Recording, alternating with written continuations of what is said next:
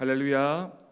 2021년 늘 변함없이 우리와 함께 하셨던 하나님의 은혜가 2022년에도 변함없이 신실하신 하나님, 우리 사랑하는 성도들과 동행하여 주실 것을 믿습니다. 오늘 우리는 이 시간 한 해를 마무리하고 새해를 기다리면서 송구영신 예배를 드리고 있습니다. 그런데 그런 생각을 해보았습니다. 세상 사람들은 이 시간에 어디에서 뭘 하고 있을까? 궁금합니다. 저는 항상 늘 이 시간, 이때가 되면 교회에 와서 송구영신 예배를 드렸기 때문에 다른 곳에 어딘가 가본 적도 없고 다른 것을 해본 적도 없는데 다른 사람들은 어떨까라는 생각을 해보았습니다. 올해도 코로나가 계속되고 있어서 송년 행사나 또는 해맞이 행사를 크게 할 수는 없지만 이 시간에 아마도 세상 사람들은 여러 가지 다양한 모습으로 또한 즐기고 또 자신의 만족과 행복을 위해서 다양한 시간들을 보내고 있을 것이라고 생각합니다. 또 그런 생각도 해보았습니다. 코로나가 무서워서 교회는 못 오는데 친구는 만나고 모임에는 참석하고 식당, 카페는 마음껏 가는 다른 교회 성도들이 많이 있다라는 이야기를 들었습니다. 아마 우리 교회 성도들은 그렇지 않겠죠. 우리가 어느 시간에 어떤 장소에 있다라고 하는 것은 특별한 의미가 있습니다.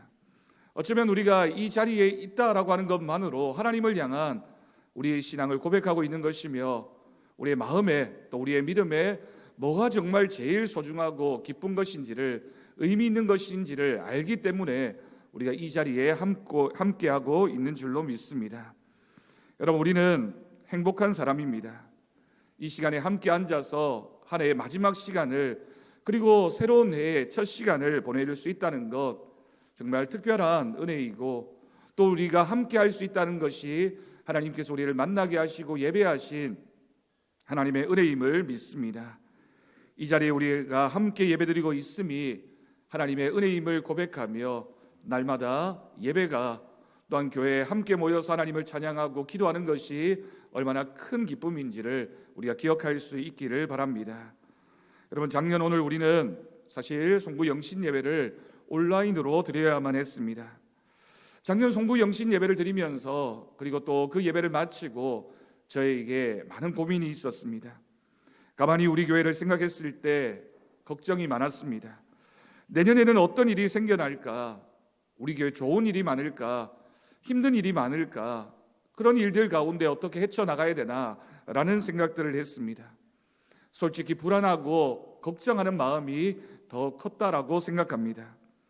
하지만 변함없으신 신실하신 하나님은 우리의 걱정과 염려 대신에 우리와 동행하여 주심으로 2021년 한 해도 우리가 은혜 가운데 잘 지내왔습니다.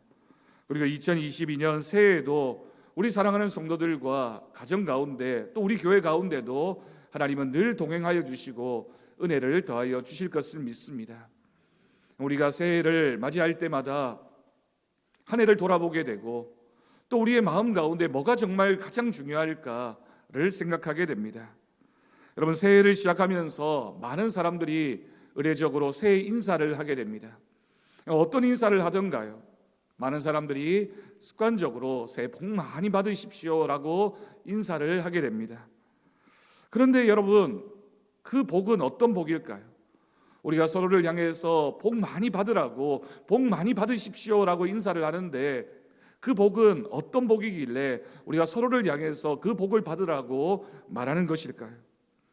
오늘 송구영신 예배 말씀을 준비하면서 저의 마음에 기쁨이 있었습니다.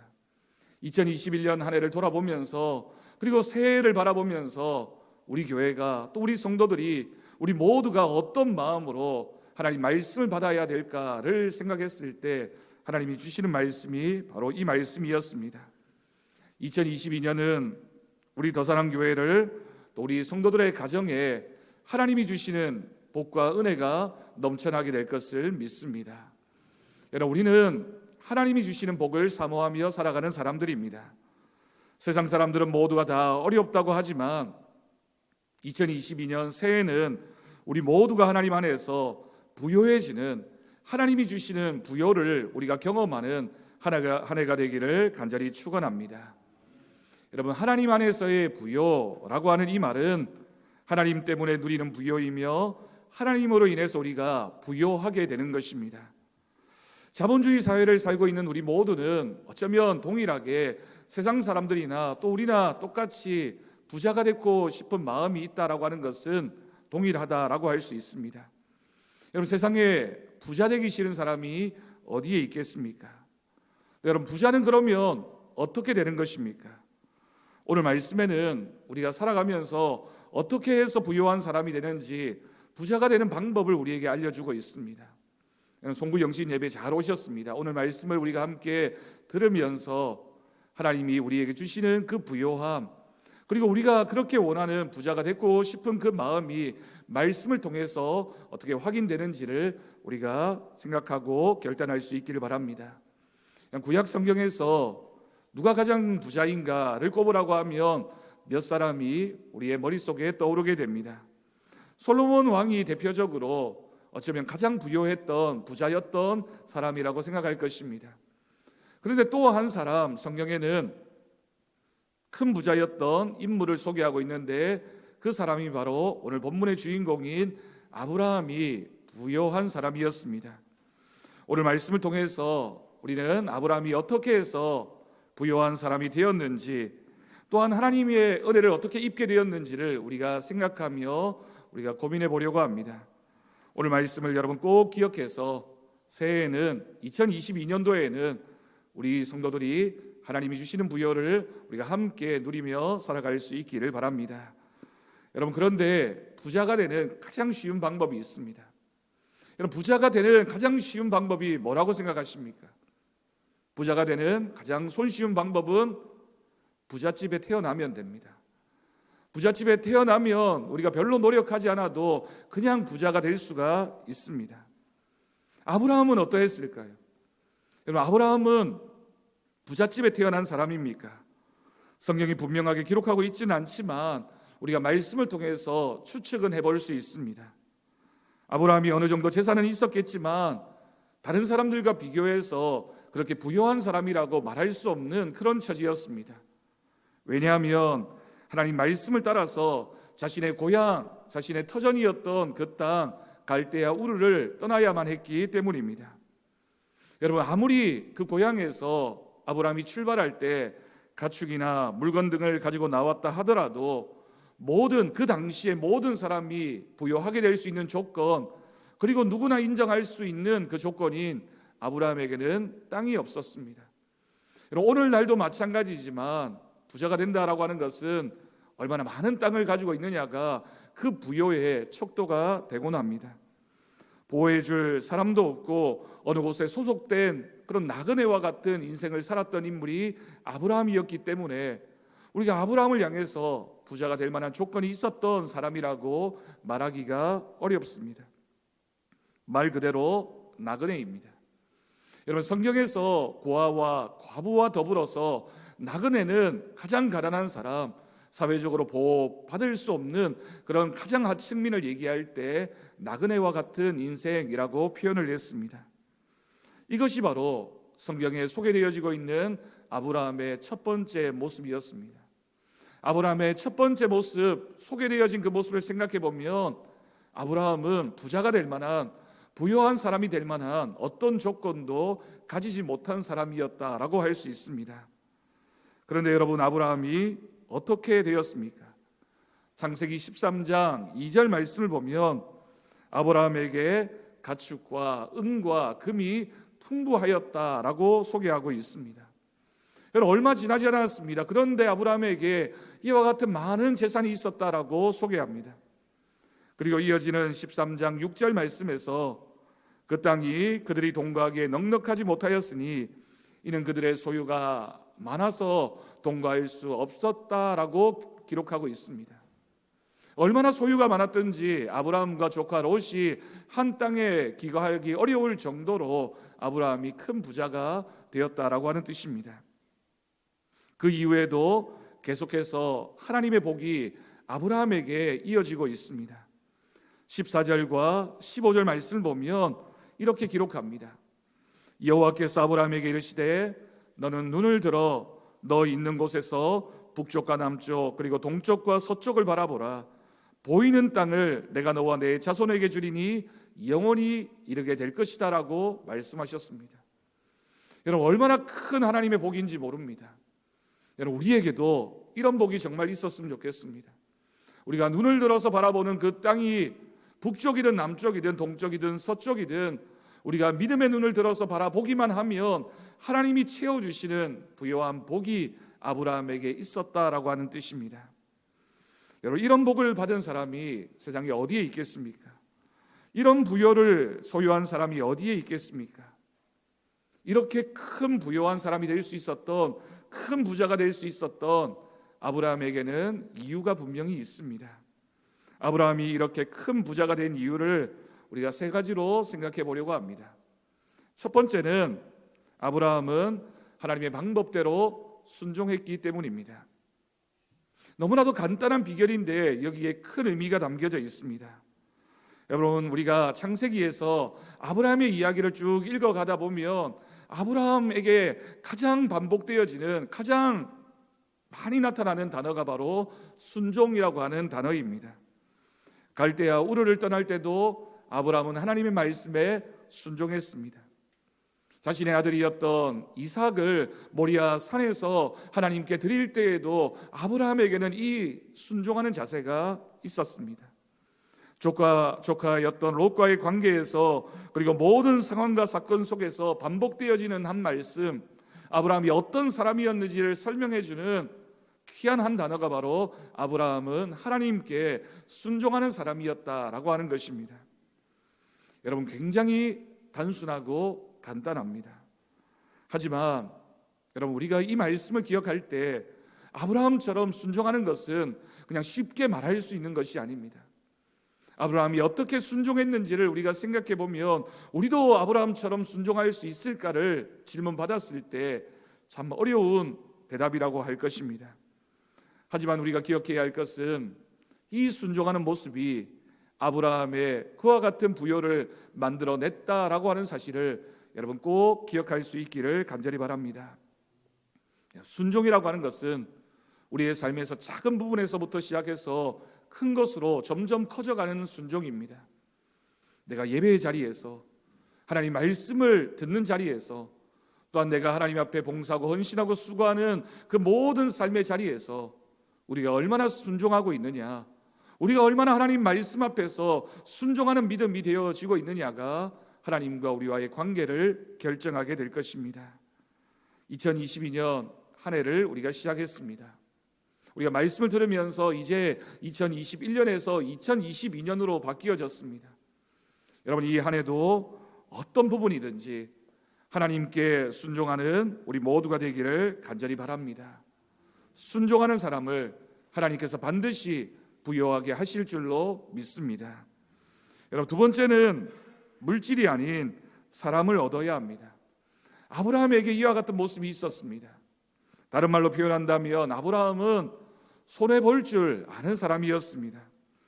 여러분, 아브라함의 이야기에서 가장 인상적인 장면이 바로 아브라함과 조카 롯이 땅을 사이에 두고 헤어지는 장면입니다.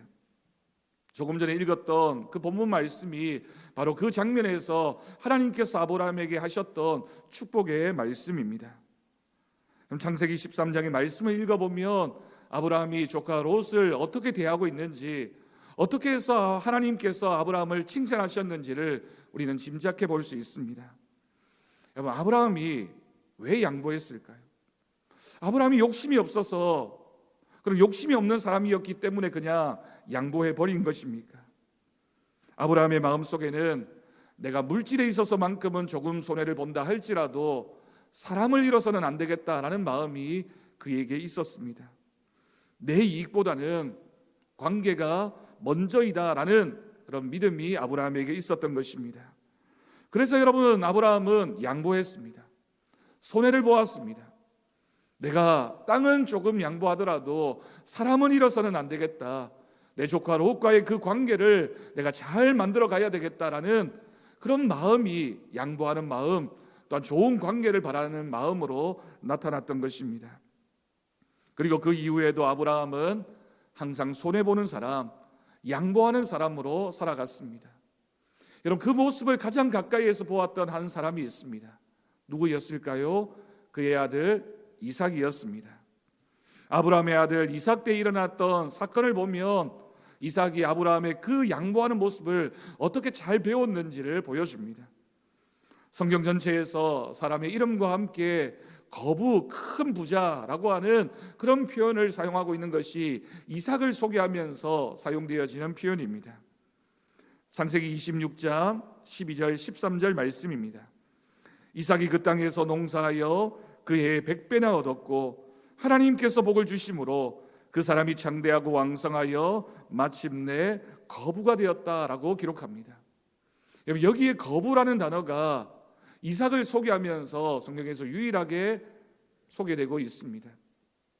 우리가 뭔가를 투자하고 노력하고 열심히 일했는데 그 결과가 100배로 나타난다라고 하는 것은 그냥 되어지는 일이 아닙니다. 하나님이 복을 주셔야지만 일어나는 결과입니다. 그래서 하나님 말씀에서도 30배, 60배, 100배의 결실이라고 할 때 이 결실은 하나님이 주시는 특별한 은혜를 말할 때 그와 같은 결실, 그와 같은 열매를 표현하는 것입니다. 이삭이 도대체 어떤 믿음이었기에 이와 같은 100배나 얻는 큰 결과를 얻을 수 있었을까요? 이삭이 거부가 된 결정적인 이 장면, 창세기 26장과 관련해서 이삭이 판 우물 사건이 바로 그 다음에 이어지고 있습니다. 블레셋 사람들이 몇 번이나 이삭을 시기해서 이삭이 가는 곳마다 찾아가서는 이삭이 판 우물을 메워버리고 방해하고 자꾸만 이삭을 힘들게 하고 괴롭게 했습니다. 그런데 이삭이 그때마다 여러분 어떻게 했는지 아십니까? 이삭은 그 우물을 블레셋 사람들에게 양보해버렸습니다. 그냥 미루어버렸습니다. 나는 여기를 떠나서 다른 곳에 가도 하나님 얼마나 나에게 더 좋은 것을 주신다라는 마음이 있었기 때문에, 믿음이 있었기 때문에 양보하는 마음으로 인생을 살았던 사람이 바로 이삭입니다. 양보하고 또 양보하고 손해보고 또 손해보지만 하나님이 기억하시고 하나님이 갚아주실 것이라는 믿음으로 인생을 살았던 인물, 바로 이삭입니다. 그래서 이삭이 하나님의 복을 받을 수 있었고 큰 부자가 될 수 있었던 것입니다. 양보하는 사람, 하나님께서 그 사람을 보시고 그 사람을 부욕해 하시며 큰 은혜를 더하여 주신다라는 말씀, 우리가 꼭 기억할 수 있기를 간절히 바랍니다. 세 번째, 마지막으로 아브라함은 예배가 우선인 사람이었습니다. 여러분, 창세기에서 아브라함의 일대기, 아브라함의 그 모든 인생을 읽다 보면 아브라함이 가는 곳마다 하나님 앞에 반드시 했던 일이 있습니다. 장소를 옮길 때마다, 장막을 칠 때마다 아브라함은 변함없이 잊지 않고 하나님 앞에 제단을 쌓고 예배를 드렸다라고 소개합니다. 여호와를 위하여 제단을 쌓았더라라고 하는 이 말이 아브라함과 관련해서 얼마나 반복되어지는 말씀인지 모릅니다. 여러분, 성경에 나오는 인물 중에 제일 신비하고 감추어진 인물 한 명을 꼽으라고 한다면 창세기 14장에 등장하는 살렘 왕으로 소개되어지고 있는 멜기세덱이라고 하는 인물입니다. 성경에는 그의 출신이나 그가 어떤 사람이었는지에 대해서 굉장히 신비롭게 다루고 있고 별로 큰 소개를 하지 않습니다. 창세기에 멜기세덱이 등장하고요, 시편에 등장하고 히브리서에 소개되어지고 있습니다. 그러면서 멜기세덱을 영원한 대제사장으로 소개하고 있고 예수님을 구약 성경에서 상징적으로 표현했던 인물, 그래서 신약 성경에 예수님을 구약 성경에서 예표하고 있는 인물이 바로 이 멜기세덱이라고 하는 사람입니다. 그런데 여러분, 아브라함이 이 멜기세덱을 만난 적이 있었습니다. 아브라함이 멜기세덱을 만나서 뭘 했는지 아십니까? 하나님이 주시는 복을 달라고 고백했던 아브라함은 멜기세덱을 만나서 그에게 10분의 1, 11조를 드렸고 예배를 드렸을 때 하나님은 멜기세덱을 통해서 축복하시는, 은혜를 주시는 그 사건을 우리는 창세기에서 읽게 됩니다. 여러분, 이처럼 예배가 중요합니다. 아브라함의 마음속에는 하나님의 제사장이니 하나님이 세우신 사람이니 내가 이 사람을 만나서 예배해야 되겠다, 하나님 앞에 제단을 쌓아야 되겠다라는 간절한 마음이 있었기 때문에 예배가 가장 우선이었던 것입니다. 우리에게도 마찬가지입니다. 우리가 이제 새해를 시작합니다. 2022년도에는 우리의 모든 것에 가장 우선에 중심에 예배를 두고 하나님 앞에 예배드리는 저와 여러분이 되어지기를 간절히 바랍니다. 우리가 예배를 드리면서 하나님 말씀을 사모해야 됩니다. 하나님의 말씀을 사모하고 예배하며 하나님을 만나기를 기뻐하는 그 마음 가운데 하나님이 주시는 복이 있을 줄로 믿습니다. 여러분, 이 세 가지를 기억하면 2022년 한 해 우리는 꼭 하나님 앞에서 부요해질 수가 있습니다. 그런데 여러분, 여기까지도 중요한 말씀이지만 정말 중요한 한 가지 사실이 있습니다. 아브라함의 마지막을 생각해 보십시오. 아브라함이 그렇게 많은 부를 얻고 부자가 되었지만 우리가 아브라함을 떠올리면서 지금 아브라함을 큰 부자였던 사람으로 기억하지 않습니다. 여러분, 우리가 아브라함을 생각하면서 큰 부자였던 아브라함 대신에 우리가 아브라함을 뭐라고 표현합니까? 아브라함이 죽을 때 그 많은 물질을 가져가지도 못했습니다. 그는 자신의 아내 사레를 위해서 준비했던 막벨라라는 굴에 그냥 두 사람이 함께 장사되는 것으로 그의 인생의 마지막을 마치게 됩니다. 여러분, 물론 우리 성도들이 하나님이 주시는 이 세상의 복, 물질의 복을 받기를 원합니다. 하지만 여러분, 우리가 정말 받아야 될 복, 하나님 안에서 우리가 정말 소유하고 우리가 정말 바라며 기도해야 되는 복은 영적인 복이며 믿음의 복입니다. 우리가 아브라함을 기억하면서 아브라함을 뭐라고 표현합니까? 믿음의 사람, 믿음의 아버지 아브라함이라고 표현합니다. 아브라함이 이렇게 영원토록 기억될 수 있었던 한 가지 이유는 그가 부자였기 때문에 기억되는 것이 아니라 그가 믿음의 사람이었기 때문에 무슨 일을 하든지 어떤 상황 속에서도 하나님을 예배하고 하나님을 찾았고 하나님 말씀에 순종하는 사람이었기 때문에 아브라함이 기억되고 있는 것입니다. 여러분, 그래서 여러분, 하나님이 주시는 부요의 가장 큰 비밀은 우리가 하나님으로 인해서 만족한 삶을 살아가는 것, 하나님 때문에 행복한 삶을 사는 것, 하나님이 주시는 천국에 대한, 하나님 나라에 대한 소망을 가지고 살아가는 것이 하나님이 주시는 가장 큰 부요이며 복인 줄로 믿습니다. 창세기 12장 2절과 3절 말씀에서 하나님께서 아브라함에게 복을 주셨습니다.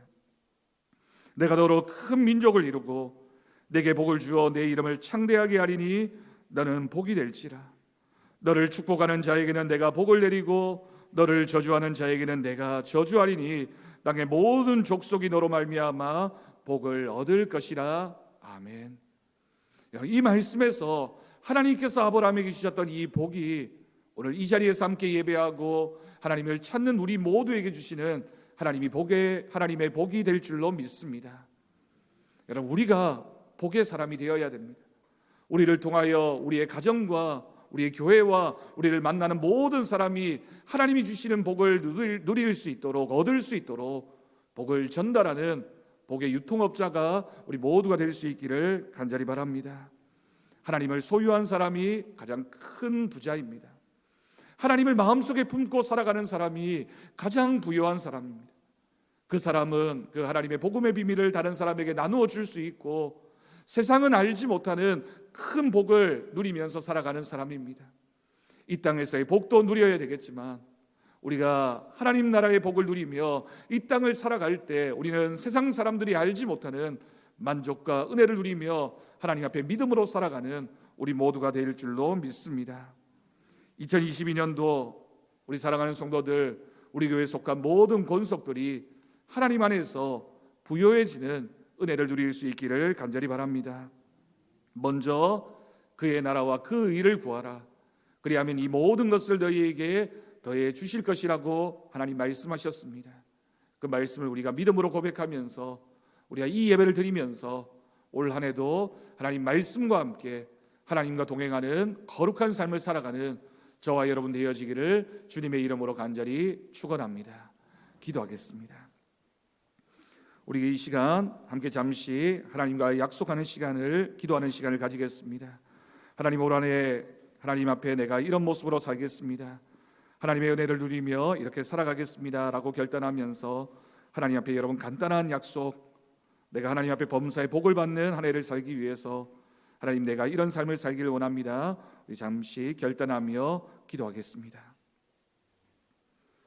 아버지 하나님, 우리의 삶을 돌아봅니다. 주님의 은혜를 기억합니다. 주님의 약속을 바라봅니다. 하나님 말씀 앞에서 그런 삶을 살게 하시고 주님이 주신 은혜 믿음으로 나아갈 수 있도록 하나님이 역사해 주옵소서. 우리에게 주신 말씀, 우리에게 주신 은혜 생각합니다. 아버지 하나님, 은혜로 살게 하시고 하나님 말씀 따라 살게 하시고 주님의 그 신뢰가 충만하게 넘쳐날 수 있도록 하나님 우리와 함께하여 주옵소서. 하나님이 역사하여 주옵소서. 주님이 인도하여 주옵소서. 아멘. 하나님 아버지 감사합니다. 우리가 새해를 시작하며 귀한 말씀 하나님의 음성으로 들었습니다. 하나님, 우리 모든 성도들 올 한 해 범사에 복을 받는 한 해가 되게 하여 주옵소서. 하나님이 주시는 복과 부요함을 누리며 이 땅을 살게 하시고 하나님 나라에 대한 소망을 가지고 믿음으로 살아가는 거룩한 심령들 되게 하나님 우리를 주장하여 주옵소서. 감사드리옵고 예수님의 이름으로 기도드립니다. 아멘.